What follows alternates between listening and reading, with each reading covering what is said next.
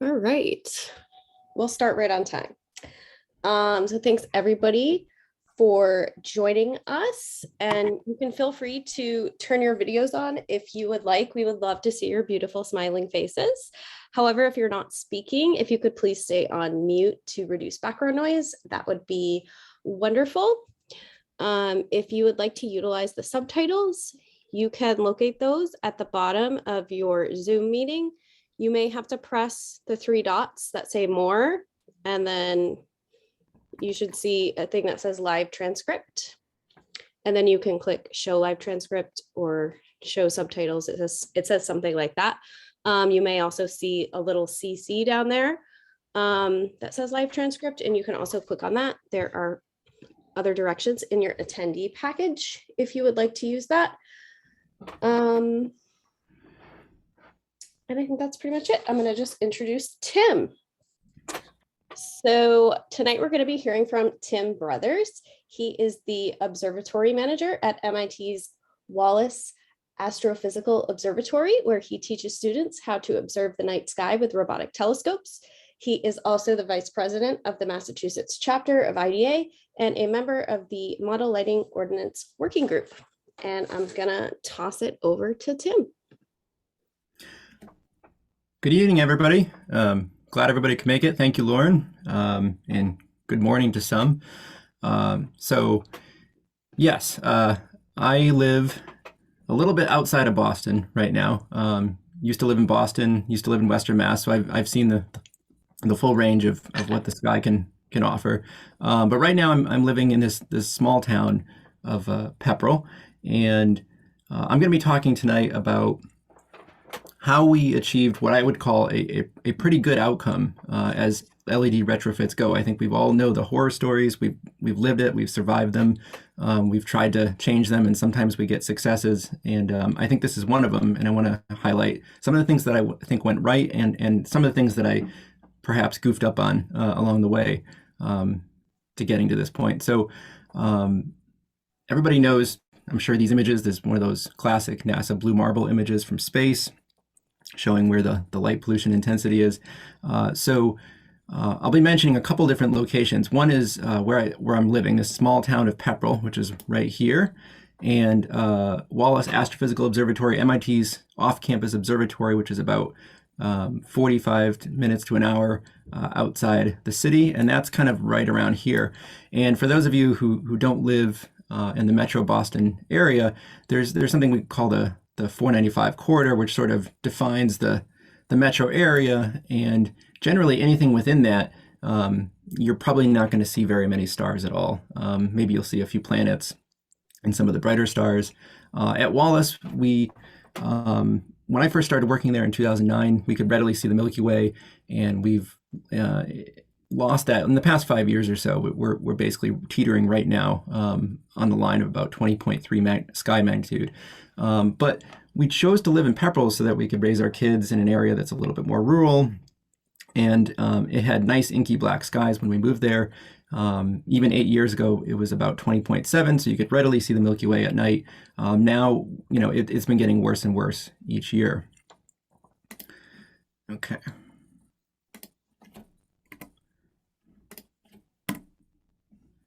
So, while everybody's, some of the newer people are filling out the survey, I'm just going to go over a little bit about what exactly Pepperell is. So it's a rural suburban transition town, like I said, outside of the Metro Boston area. Is also recently home to a federally designated wild and scenic riverway to help protect some fragile creatures in a recently cleaned up river system in the Nashua and Nissitissit River. It's a fairly small town by Massachusetts standards, about 12,000 people, and more or less a stagnant growth rate of about 0.4%. It's still a largely agricultural town, so about 16% of the land is used for working farms. And so while the general feeling is that, we want to grow the town in an appropriate way, 84% of citizens were recently surveyed and said they want to keep the rural character. When we sort of dug into what exactly that means, it doesn't just mean the agriculture, it means maintaining, these pristine conservation and riverways, but it also means preserving the nice dark skies that we still have. The problem is that on the other end of the balance sheet, sky glow is growing at a unsustainable rate of 6.8% a year, and that's using SQMs over a reasonably long baseline to see that 6.8% is a pretty large percentage per year over year, and at that rate, if we don't do anything, we're going to lose the Milky Way in about 5 years. So we guess we can still see it, but we're not that far away now from one of our darker conservation areas that's set back. It's not near any major developments. This past year, that was the best Milky Way picture I could get at about 20.4. And then one tool I use as I'm trying to convey this message to local people who maybe aren't as well versed with the dark sky lingo as the rest of us. A picture is worth 1,000 words. I find that the light pollution map.info maps are really useful in a qualitative sense. I wouldn't necessarily use them for a quantitative description of what's going on, but it's really useful to sort of describe where the nighttime habitats are shrinking most rapidly or disappearing. And so you can see, I'm going to annotate it here. So here's Pepperell, quote unquote, downtown that crosses the river, runs right through the middle of it, and we have a bridge. And so those are areas we want to, of course, not illuminate too much more than they already are. But you'll see that the really dark areas that used to be very, very dark are largely disappeared now, just within a few years. Okay, so let's take a look. How are we doing on the polls here?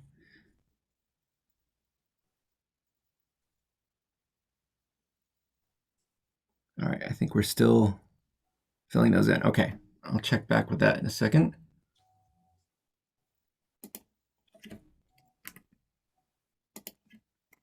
All right.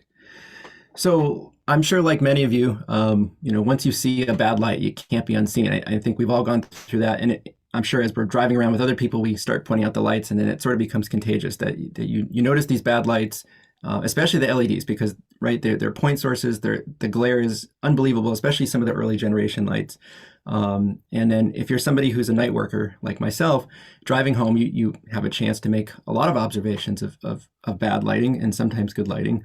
But unfortunately, a lot of the early stuff was really bad. And part of the problem in Massachusetts was there was some good intentions to cut carbon. So there's a lot of subsidies to get towns to change their streetlights and the other municipal lights. So that's the other problem. It's not just about streetlights. It's the lights that's on the side of the buildings. Maybe it's your fire station, your library, or so on.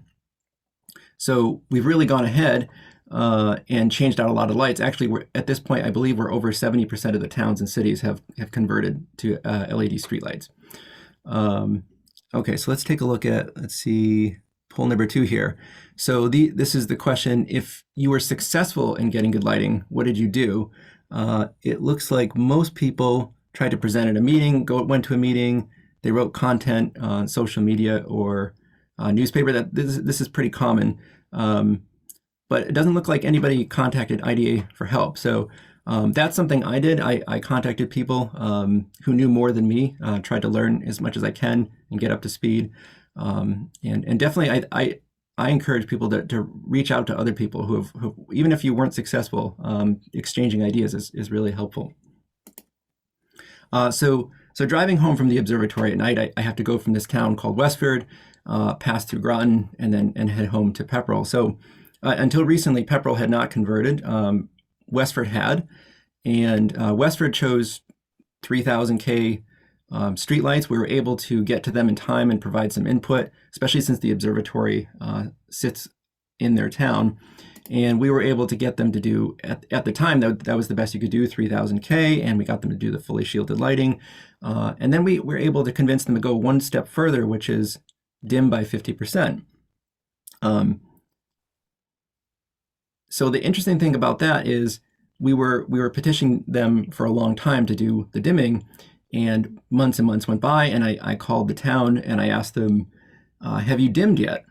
And I'm an astronomer, mind you, so I think a lot about light. And they said, well, we actually dimmed them a month ago, and I didn't even notice. I couldn't tell that you dimmed them. And then what we discovered is that really no one knew, other than the town manager, that they had dimmed the lights. No one noticed. There's no reports of additional accidents.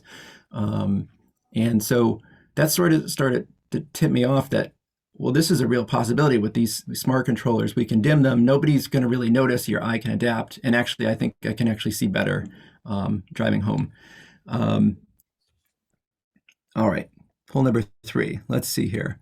If you were not successful in getting good lighting, what did you do? Okay, so don't have too many responses yet. I'm going to wait a little bit longer on that one. So this is the other town I passed through, and this is sort of really what motivated me. I knew that my town was going to be next after Groton went. They're a town that owns their own streetlights and poles, so they did it quickly. They chose some of the worst glary 4,000K lights I've seen, and so bad that, especially in bad weather, you can't see people anymore in the crosswalk. They've sort of ruined their downtown. In the middle of the woods, there's lights that are ridiculously bright. So my first attempt was, okay, I'm just going to sort of rant at my town administrator, the previous one, the one we have now, and tell him all the facts and tell him all about blue light, and he's going to agree with me. And he said, that's very interesting, and sort of gives you the pat on the back. And then we ended up with these. So I thought we sort of had an agreement that we weren't going to do things like this. But the problem was I only talked to one person. So other people didn't know, other decision makers and stakeholders didn't know that, maybe we shouldn't go down this route. And so, for example, the library, and this is pretty common, right? So these lighting projects are often decided by one person, but maybe you don't get to the right person. And so this was, for example, the librarian made a decision on these. These were lights that hadn't been working in decades. They decided to add new lights with an efficiency grant, and they chose completely unshielded 4,000K lights that are ridiculously bright and that are on several hours after the library is closed, so not also providing of much use. The other issue is that right behind the parking lot here, there is a library pollinator garden, also not ideal for having this much light. There's also floodlights that shine directly into the garden. And then you have our fire station. So these are early adopter wall pack LEDs that already several of them have burnt out. Some are shining right into the road. A lot of them create really hard shadows, which is not good for the security that they're supposed to provide. The other problem with my messaging was it was too dense. It wasn't digestible for the average person. I was expecting everybody to sort of know the lingo from our dark sky community, but I didn't sort of boil it down to common issues. The other thing too is just focusing on the negative up front wasn't really helpful. I wasn't really presenting it as what's the upside to good lighting.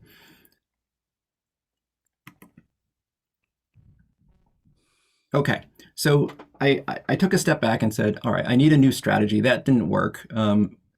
I tried to prevent one light, and now we have like 100 different lights that I'm annoyed by. So I have to sort of separate things out. So in my regular day job, and when I do IDA dark sky stuff, I'm still an activist with my friends and my family. If I'm talking to the newspaper, connecting an interview, or my neighbors, or talking to folks like you. And so there I am doing, the dark sky warrior thing on the left. But then when I'm dealing with the town officials, I have to sort of function a little differently.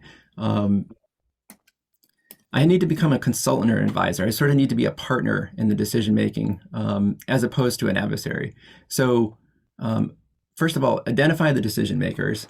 So, in some towns, depending on your power structure, it might be a town administrator. Another, it might be a mayor or a city council. Maybe there's just, often we find that there's one person, one administrator that's in a highway department that just was told, match the, streetlights with lumens and try to save some energy and then you're good to go. And they just sort of pick the first thing and no fault, but you got to find that person, that right person to talk to. And you have to say, I'm here, I can help you, and I can save you money. Because really at the end of the day, the primary motivation for a lot of this, people want to save energy, but really they want to save the town budget. Right. And the good thing about what we're doing here is we can get light pollution under control, but we can also solve their problem, which is the money and cutting energy costs. So this is a really dense slide. I don't expect everybody to take everything, but I just want to give you an example of the kind of things you need to be bringing to the table and showing these administrators, whether the Board of Selectmen or a planning board or so on. And these are, for example, our state of Massachusetts produces these reports on various energy savings to try to become more efficient. And so the one on the left is talking about specifically streetlights and how you can, proving that you can save more energy using the smart controllers like Cambridge did. So you can reduce energy costs with, by at least 50% with dimming. You can, and that's in addition to the LED savings. You can reduce maintenance because you can detect ahead of time if there's an issue. So that reduces the town cost. You can reduce light pollution, your carbon footprint and glare. You can increase the lamp life because if you're dimming them, they're not burning out as fast. That saves money as well. And they're plug and play installations. So they're really easy. They just clip right into the top and you can control them with an app. So a lot of administrators get really excited when they see that you can control the streetlights with an app. And then on the one on the right, this is about indoor lighting, but I still think it's relevant to what we're talking about, which is there's all these new advances in controls, occupancy sensors. You can sort of imagine sensors outside of motion sensors, parking space sensors to whether a light needs to be on in a parking garage. So there's a lot of controls that can save you additional energy. And in fact, you can go from, instead of saving 60, 70, 75%, you can get close to 90% now with some of these smart controllers if you use them correctly.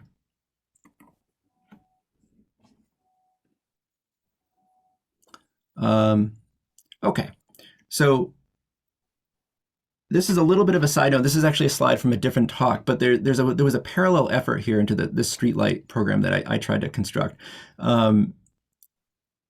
In addition to working directly with the town government on the streetlights, we also had a need to create new regulations in town because Pepperell is actually one of the least regulated towns in the state in terms of environmental regulation. So our group, Land, Light, Air, and Noise Bylaw Committee, which I was on, I'm not on now, but we helped create some bylaws to help try to protect the town from negative things happening that we saw already happening or were going to happen as development progressed. And so the first one we passed was actually a noise bylaw that passed 87%. And then we produced a lighting bylaw, which was sort of a derivative of what was originally intended to be almost like the MLO2. And we did all the things where I'll sort of skip to the fact that we didn't end up passing the bylaw. It lost by just 7 votes. But what we did do in that time period was generate a lot of content. So a lot of the background content was just as necessary for the streetlight retrofit and some other future retrofits that the town's planning. So we had all the background info that was transparent and readily available. We had light pollution maps. We had documenting surveys, interviews with different town officials, recorded meetings, trying to examine, what were the concerns of people so we could sort of tailor this program to what people wanted. And then we made sure we met with all of the stakeholders. So this is really important. Going to committee meetings, making sure the stakeholders are aware of what you're trying to do and get their buy-in. So get people to understand that, we're trying to save money, but we're also trying to increase visibility. We're trying to increase security. We're trying to actually make it safer for pedestrians and bicyclists and children crossing crosswalks and make it easier for you to sleep at night. So to really try to highlight the positives. So what that did was help us develop the language in the meantime. While this streetlight program was sort of being talked about, it helped us sort of figure out what do we want? What are exactly our demands in terms of technical specifications? Okay, but somewhere in the middle there, of course, you're going to get pushback. I think we've all experienced this at some point. I'll let everybody start filling out the last poll here. And I'm sure everybody's experienced this, right? So you sort of put yourself out there, you talk about light pollution, and then some people support you, and then some people come back with some crazy things, or just some concerns. And so I think it's important to not get discouraged, but also not really engage with people, for example, on like, one thing we found was we sort of hurt ourselves by fighting with people on Facebook and trying to fend off some of these things. I'm sure everybody's heard something crazy. Usual ones are like crime will rise, or doing the right thing. We get this anytime we do anything positive environmentally, is that doing the right thing will cost more.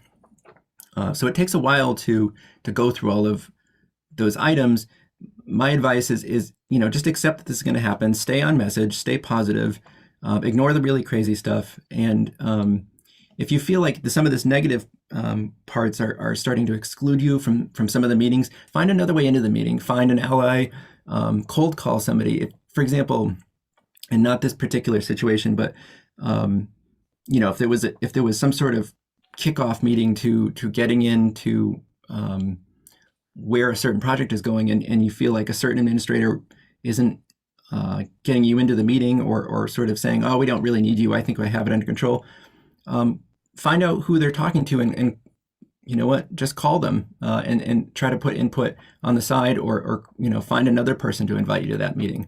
Don't take no for an answer, especially if it's a public meeting. All right, so let's see. It will decrease road safety. Yep. Crime will go up. I mean, yeah, a lot of people, it's surprising how many people will say they prefer the brighter lights, or that they don't care about stars. I certainly experienced a lot of the science isn't real. I even, one of the crazier ones is that there was a few people in town that were convinced that if we enacted any light pollution changes, that bears would start eating children. So those are the kind of things that you just have to sort of pick and choose what you can detangle, and if not, you just got to try to keep focusing on your message, which is, we're trying to make things safer, actually, with what we're doing here. I also found that a lot of people think that good lights don't exist, and that why bother. I thought that was an interesting set of responses we got.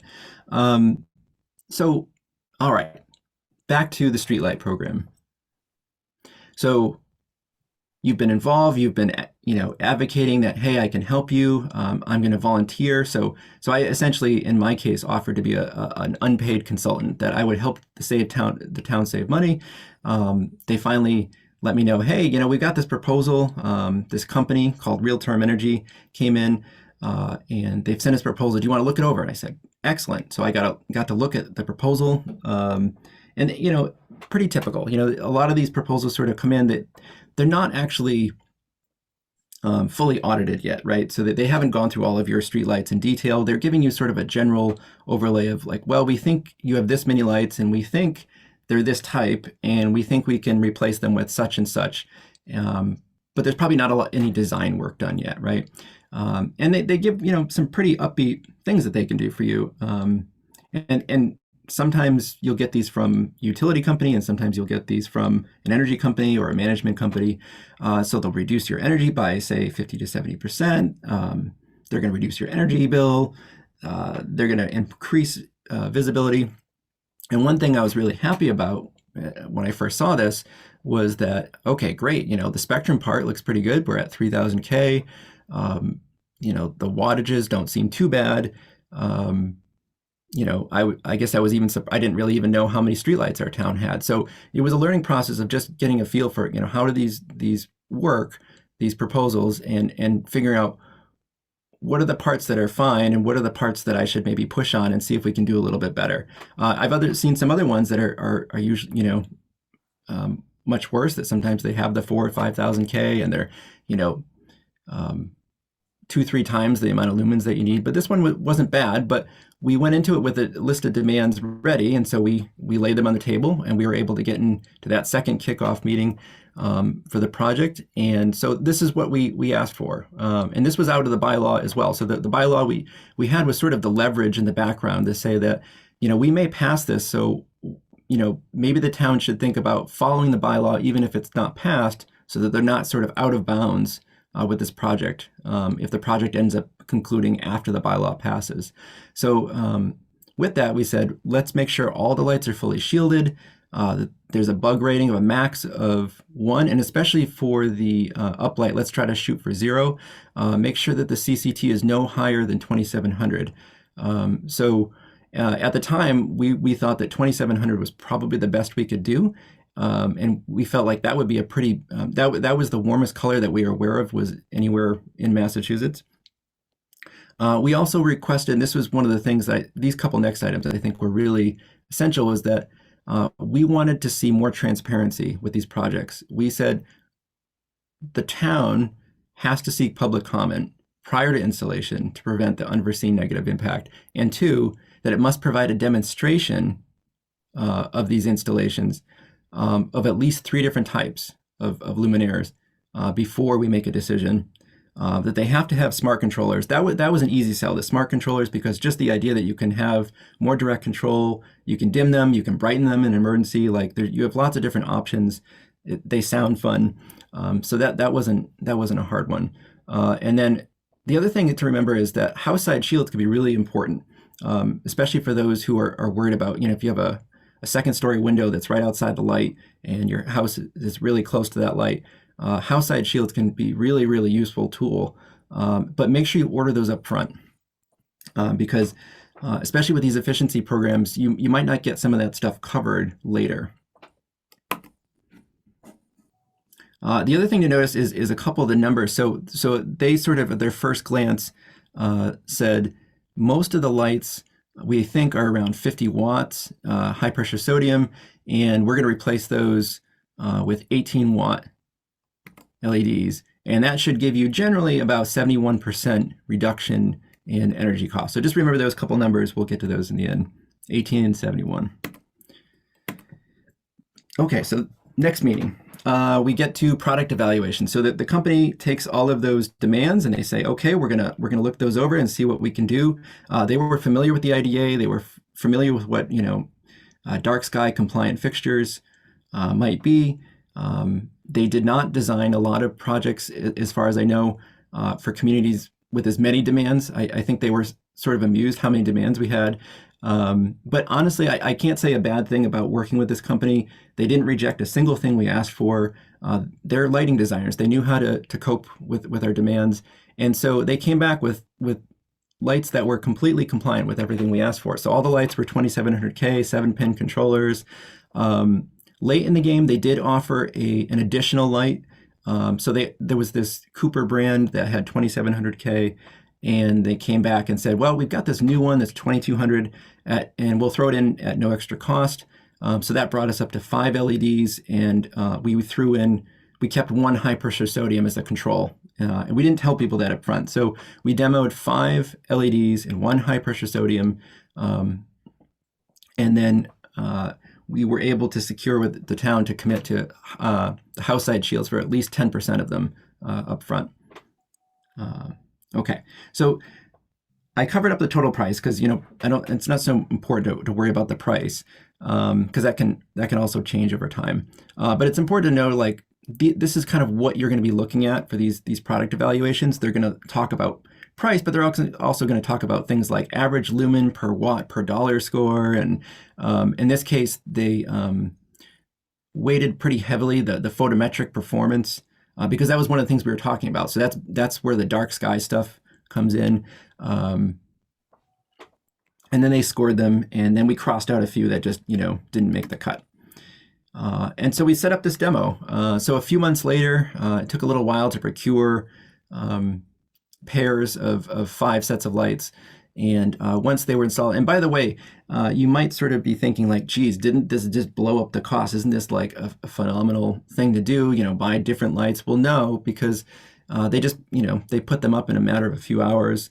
I don't know the exact numbers, but I get the impression that this demo is probably like on the order of like a few percent or 1% of the total project cost. So it's relatively minor, but the huge upside was that we wouldn't know what we were buying. And it turns out even if you pick, 5 lights that are all the same color temperature and all fully shielded, they look remarkably different. They're really, it's almost like the Wild West of lighting. You'd be surprised the distribution, the glare, how different it is from light to light.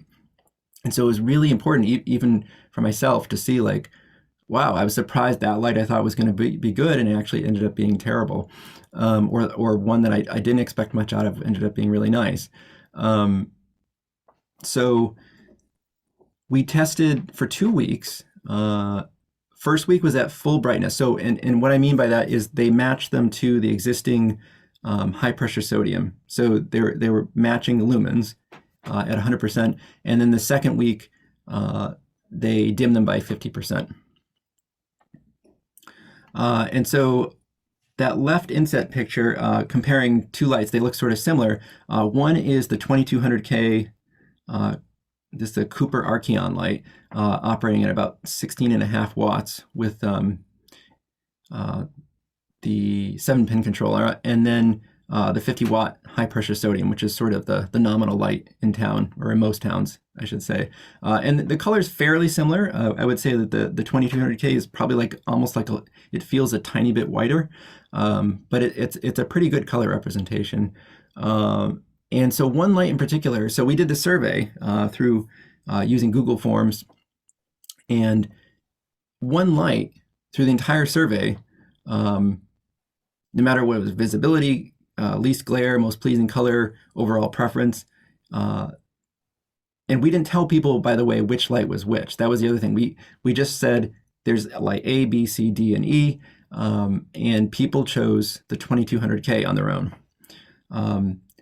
So the interesting thing was that that's what people felt was better quality lighting. We didn't try to campaign for any particular light, myself or the land committee. We just let people choose what they were going to choose, and that's what they felt was the better quality light. And it turns out that that light that they preferred did not cost any more. In fact, it was the cheapest light overall. So now I'm going to go through some of the surveys. So, we had AEL lighting, we had a few different layout tech, we had, like I said, the Cooper 27 and the 2200K, the high pressure sodium, and then on the last one was a Leotech Comfort View, which is a newer style light. It's better optics, and the first question is a little bit of a throwaway, but it's sort of good to have these up front. And then this one just had, I think, sort of fascinating responses, which is that it's all over the place. Most people in general thought just the lights, no matter whether it was the first week or second week, thought just generally lights are too bright. And I thought that was just interesting. And then in general, all those little comments are really just, generally people having a problem with the way the lights are. And I think that's interesting that, it doesn't seem like anybody's particularly satisfied with the way the lights are going. And again, Google Forms is easy, it's free. And it was really great because then at the end, it just dumps all of the responses with timestamps into an Excel spreadsheet. So you know exactly, like you can pinpoint things like, oh, this person was observing during fog or during, maybe they were during the daytime, and you could throw that one out. So that was really helpful. So let's get into some of the specific responses. So glare, which one had the least glare? And I'll just, I realize the answer key is not up here. So D was the high pressure sodium. So D is the green one. And what I think is interesting is throughout this, a lot of people thought that the high pressure sodium weren't so bad, and they actually preferred them in a few different categories. E was the 2200K, and that one in every single question dominated. And the other one that did well was F, the Leotech Comfort View 2700K, which I agree that was a close second for me, and I would have been equally happy with that one. Visibility again, even more so with E, that people thought that the warmer LED they could see better in. And then again, for color and just general overall preference, you see a really strong response for. And note that also, particularly in color, I thought this was really interesting that the two warmest colors, which is the high pressure sodium and the 2200K, more than half prefer the warmer color. So this is the first time we've been able to sort of look at least in our area, warmer color LEDs, and not just using the high pressure sodium. It's like, well, it seems like people like the high pressure sodium. Maybe they like warmer colors too. Well, it's even for the LED technology, they still like the warmer color. So congratulations, Cooper, you won that one. Now let's get to spectrum, because everybody has questions about spectrum. That wasn't our primary concern. We wanted to minimize light pollution overall, but if we could eliminate blue even more so, that was great. Because remember, the best I was expecting was just a handful of 2700K, and I figured, there might be some pushback, and maybe we'll get some 3000 or 4000 in there. And so if we take the Department of Energy, spectral band in terms of what exactly is blue, high pressure sodium is typically sort of written up as being around 10% blue. What I thought was interesting, we just figured this out. We got these spectrum measurements from the manufacturer just in the past week, is that the 4000K variety is about 31% blue, but this 2200K is 10.8. So we're actually not at full blast. We're not adding any blue. So that's a big victory in itself, right? But guess what? We're dimming by 50%. So we've actually removed blue from our nighttime environment by going this route now.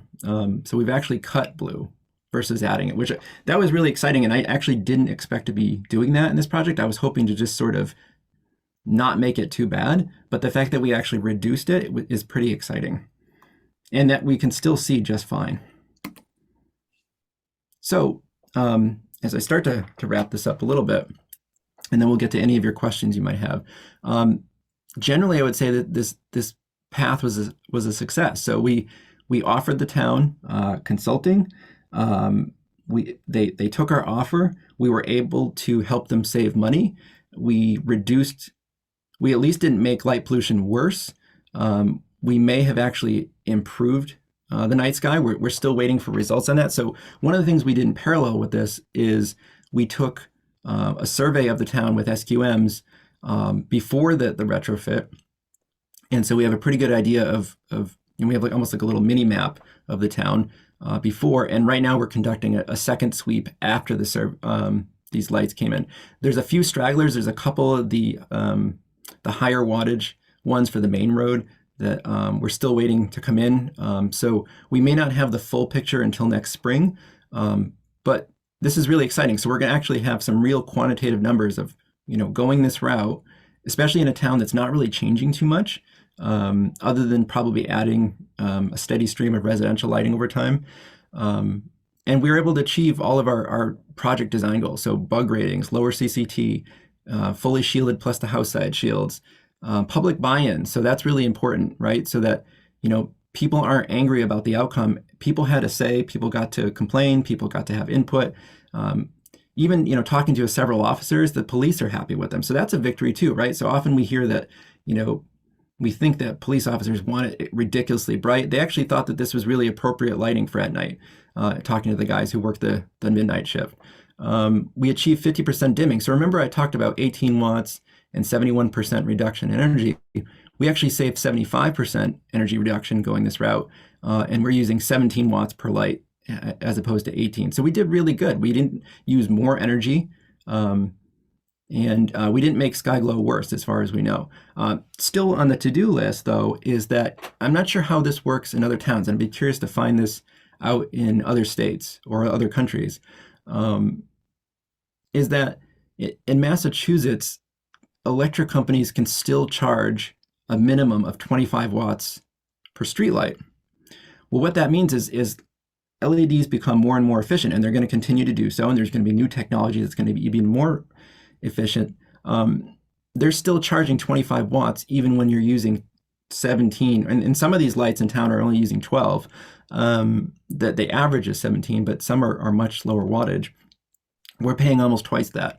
So we do have a House bill that we're trying to correct that, because that's one of the issues too, is that there's several towns that spent the money on nice lights. They did the 7-pin controllers, and then they're operating them at full blast because, well, there's no incentive to dim them, right? So why bother? And unless they care about light pollution in itself, there's no economic incentive. And so that's one of the things we have to really correct structurally is creating that economic incentive to go the full distance with this technology. Okay, so that's enough of me talking, and I'd be happy to answer any of your questions.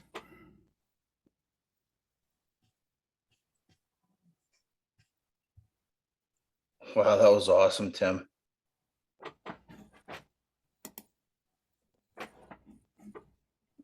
And if anybody wants to contact me afterwards, there's my email too, if I can help in any way. Do we can we ask questions just this way, or? I'm fine with it. We don't have that many people, so I say just go for it.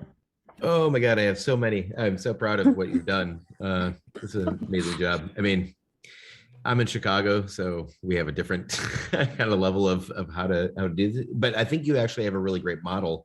I have just a real quick few questions. I don't want to take up everybody's time, but I'm curious. Like, it seems like you definitely come at it from a data science person. How much did the data matter to the folks that you were approaching in the town government?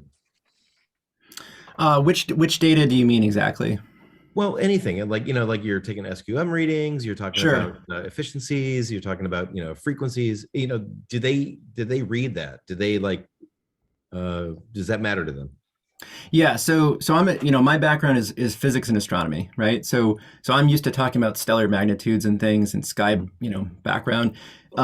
No one knew what to do with that. And honestly, I didn't know how to present that for the longest time. And so I sort of started in the beginning with those light pollution map info maps. And I tried early on to use them quantitatively. And what I found is that, they're steadily breaking down over time. They're really good at qualitative, like to say, okay, you've lost this, this pristine environment. To see that dark blue chunk, that's gone. People can see that. But the fact is that those maps are missing the blue light, right? So they're becoming less useful with time in terms of quantitative, but I think they're still really useful to say, you've got this rural town that is now missing something, or maybe you have something now. That's the other argument I would make is, if, especially in Massachusetts, not many towns have the Milky Way. So little Pepperell, you still have that. You should want to keep that. So phrase it that way as well. I found really, really helpful. And then even getting people, even without SQMs, right? Like people have to buy those cost money. Just getting people to go outside. So like when the comet came, that was amazing. That was really helpful. When that comet came by last year, even with COVID, we would, sneak out at night and go into the conservation area, and a bunch of people would show up and we'd go look at the comet, and then you sort of get to talk people's ear off. And so star parties are really useful, and I really think that's going to be really helpful as things return to normal, is getting people out who do care, and then you can find out what they're interested in. So let me jump in there with another question, Tim. You mentioned that after the fact, the police were supportive of the change. Did you do any advance work talking to them, or is that just sort of a happy conclusion? A little bit of both. So I did reach out to the police chief when we were working on the bylaw, because there was a component of the enforcement early on that the police would have been more involved. And talking to them, I realized they didn't want to be involved. So they actually wanted nothing to do with it. But they did support, once I explained to them, I want to make things more visible for you when you do patrols, so that, like, for example, that library I was showing, when you go behind it, there was these floodlights that were absolutely insane. They're still there. And if someone was lurking in the bushes, for example, you would never be able to see them. And so I explained that stuff to them, that we actually want to make things better for you when you're doing your patrol, so you're safer. They were like, oh, geez, that makes sense. There's no argument there, but I just don't want to be responsible for, policing in the middle of the night lights. So we said, fair enough. So that, I think, created some goodwill, that the fact that we started a conversation and said, hi, my name's Tim, and I care about lights, and I care about your safety, and let's work together on this. And so they provided comments, and I think the important thing is just, if they have criticisms of something you're working on, take it and try to, split the difference. I found that to be really useful. So fast forward to just a few weeks ago, they were outside my house, doing like a detail or something in the road. And I asked them, how have the lights been? And they said, this is great. I can actually see better now. I can see the skateboarders that are skateboarding in the middle of the night down to 7-Eleven and not run them over. So I thought that was a really positive thing, that they were thinking about the lights, they're aware of it, and they felt like it was useful. That's great. Thanks. So a couple quick questions. Yeah. Tim. So one, I don't know what you, I come from the conservation space. So I'm just curious if there were any other groups, I don't know what wildlife is like in Massachusetts in your area. But Yeah. did anybody line up any studies, any before and after, or like a baseline, and try to establish if there's other additional impacts as well? But before the retrofit and after the retrofit on local wildlife. Yeah, so that was actually a surprising thing for me was that, and I will mention that Pepperell, a lot of people assume that everything in Massachusetts is very liberal in the sense that we're very pro-environment and all that context. Pepperell in this general area is completely the opposite. It's extremely conservative. There was a lot of pushback, especially on anything to do with regulation or changing the way we do things in the name of the environment, if that makes any sense. So we had to sort of thread the needle. Even when the conservation groups were sort of skeptical that, like, how can animals be affected by light? So that took some education. That took a lot of talks, library talks, talking to people, showing. Sometimes I had to create special talks just about wildlife, even though that's not my field, to sort of get through that part. And I would say that was the one area that sort of hurt us was the get out the vote part and that crew getting to show up. Despite that, I think one part that worked really well for us is connecting with farmers. So talking directly to an actual farmer and making friends with them, and they know about this stuff already. They know how their crops work and how light works with their crops.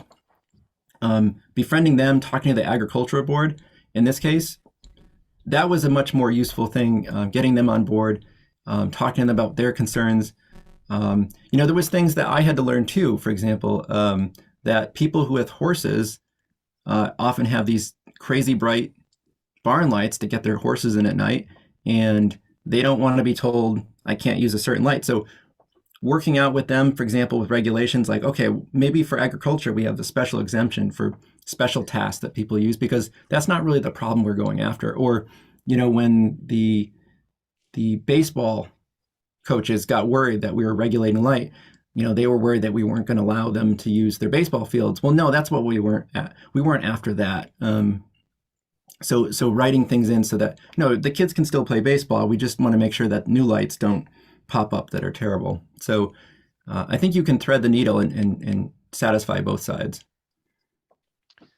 Yeah, I guess I was more curious.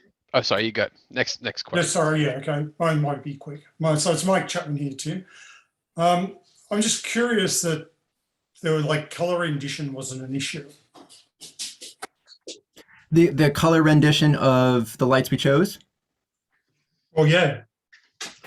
Yeah, I was honestly wondering about that too. Just as a an optics science person, I was curious because I've never seen lower color temperature than 2700K before these, and the pictures I've seen sometimes showed things as sort of this weird, sort of reddish orange salmon color under the light. And I found that actually my perception is the color rendition is great, and I can see just fine. I can see animals in the road.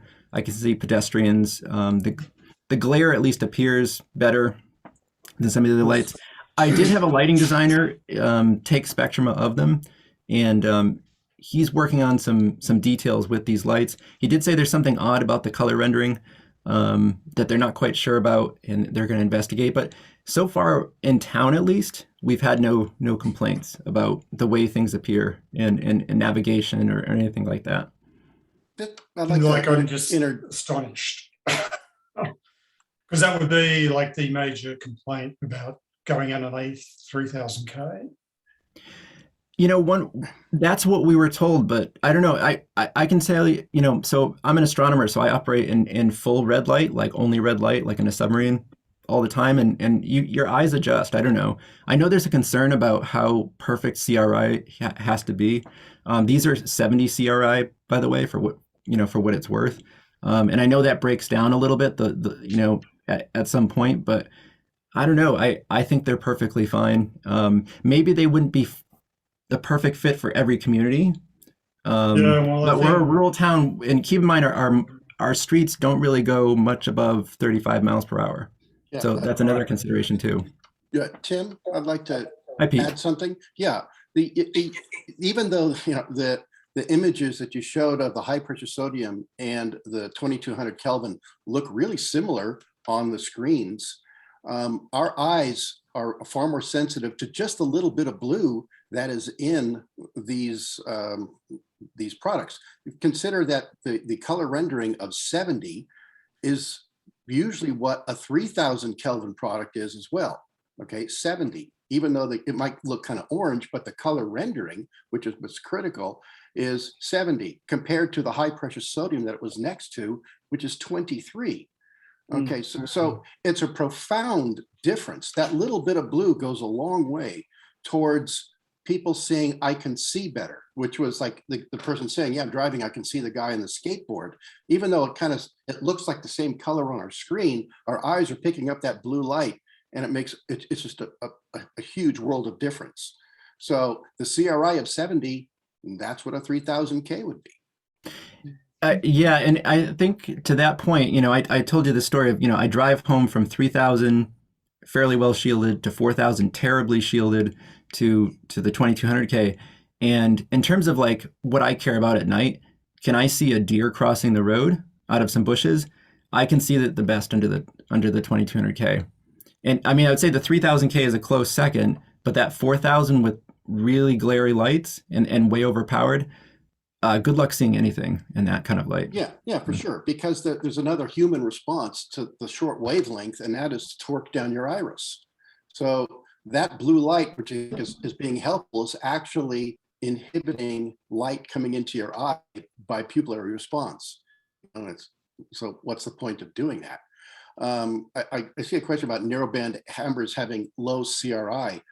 I'm working with a new LED or an LED company right now that has an 1800 Kelvin and a 2000 Kelvin product that has a 70 CRI. So the lighting industry, the LED people are aware of this issue, and they're coming up with products. The magic is now in the phosphors. Every high brightness white LED is still the same parent blue chip, but the phosphors that they're using now are ending up being really remarkable, putting out things that we couldn't have thought of just even 3 or 4 years ago. 1800K at 70 CRI, and the efficacy 118 lumens per watt would meet the DLC's highest rank. So they're getting efficacious as well. So it's really gratifying to see that the people chose the warmest color and saying, I can see better. And this is really great to hear.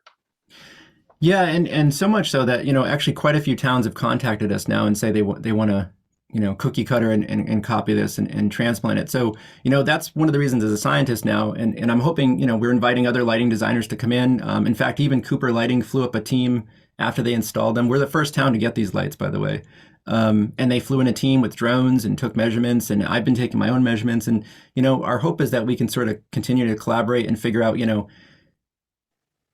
this is what we chose. What is this the right general direction we should be going in? Because that we should still continue to ask these questions. But I think we're going to get some interesting answers out of this project.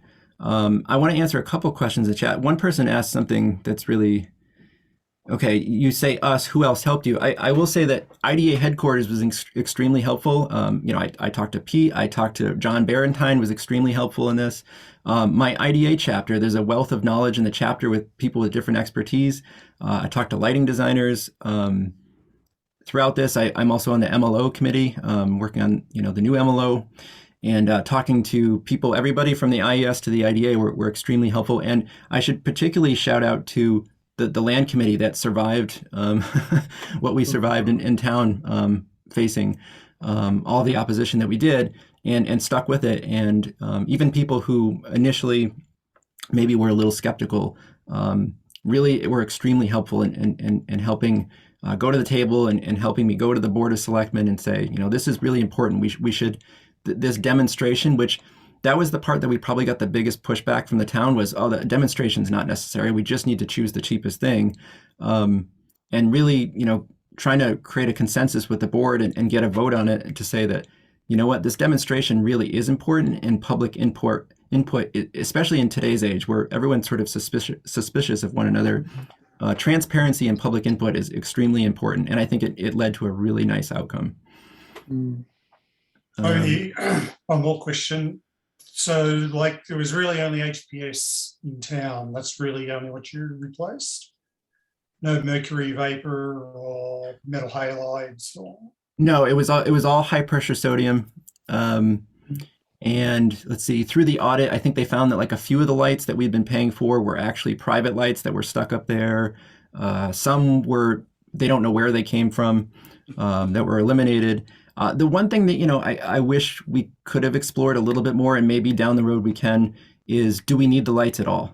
Right? So there's lights. So Pepperell hasn't added a street light since the 1970s, like most towns. Why some of the lights that are there, I honestly have no idea why they're there. They're, you know, in the middle of a road on a rural road. No one's there. They don't seem to serve much purpose. One thing that I was pleased about talking to the town recently was that, so we're already dimming them 50%. There's talk now that, well, geez, maybe in off hours to save energy even more, maybe we dim them another 50%. Did they give you a lifespan that these are supposed to last? Yeah, I know that there's a 10-year warranty.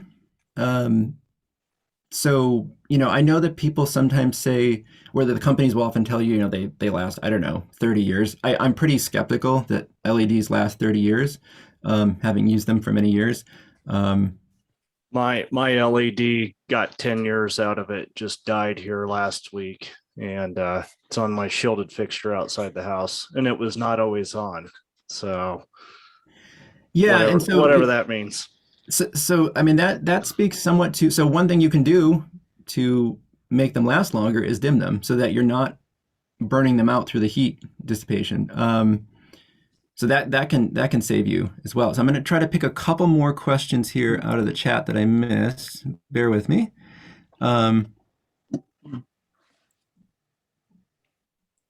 Let's see. Michelle asks, can you say more about why dimming is important? How are the dimming used? Change, of course. So I will say about the dimming. So a lot to clarify. Many towns do this like 50% setback. So what they do is they do full blast for the first 2 hours, 50% in the middle of the night, and then they go back to full blast right before rush hour in the morning. We're doing straight 50%.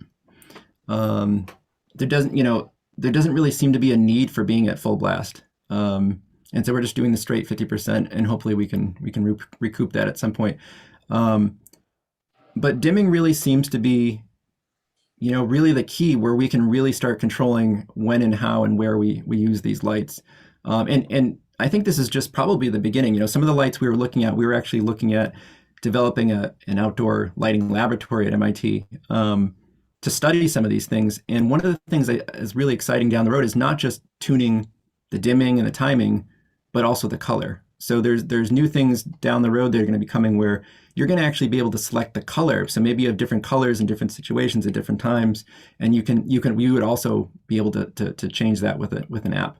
So those lights exist now. I don't think they exist in streetlights quite yet, but there's a lot coming down the road with lights.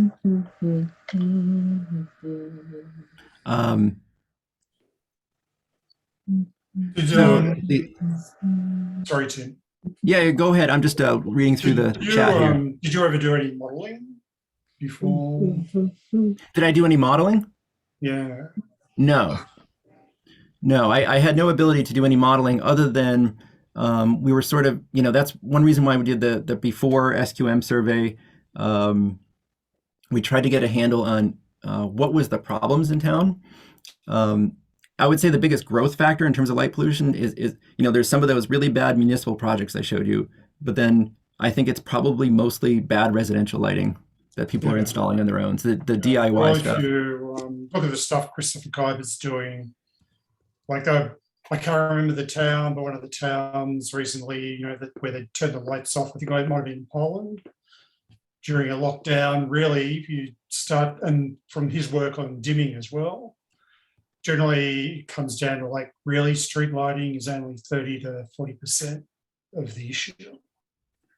Everything else is commercial, residential, whatever. Yeah, I'm a little bit familiar with Kaiba's work that he's doing on that stuff. I think that's where we have to start getting into sort of cataloging what exactly are the sources of the problems. One of the things that I'm on my day job that I'm working on to look at that from a quantitative view is developing an all-sky camera that can sort of pinpoint what exactly and where are the sources and where are their spectrum. Somebody actually just in the chat as well asked, why did I have to go to the manufacturer for the spectrum? Well, I didn't have a handheld portable spectrometer to do that. We did get somebody to come to town to do that, and they actually came up with slightly different CCTs. I believe they actually came up with, instead of 2200, I think they came up with 2150 from their system. So I think manufacturers sort of round things out typically with these, but that's okay because these aren't perfect black bodies anyway. But well, yeah, I mean, the luminaires are measured in the lab, closed space. So chances are outdoors you're going to get a different answer. Hey, Tim, a couple of real quick things. First of all, your survey data, is that available? Not publicly available yet. So right now we're cleaning up the data in the sense that I'm going to be.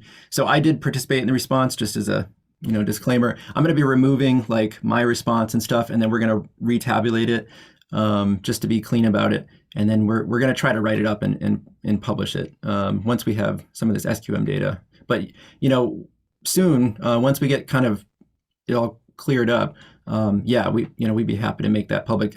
Certainly the end responses. Certainly, we just didn't want to make the raw data set available just because it has people's names and emails and so on. So that's important too. Is I would say just be conscious when you take data and just be careful. With these surveys, people would get angry at you. You want to create bad will. But I think that has to be just about the last question. You all had really excellent questions, and thank you for your attention. And feel free to follow with me. I hope that especially if you're doing a retrofit too, if there's any way we can help or we can learn from each other. I think that would be really great. All right. Thanks so much, Tim. Everybody had a lot of questions tonight, and thanks everybody for coming.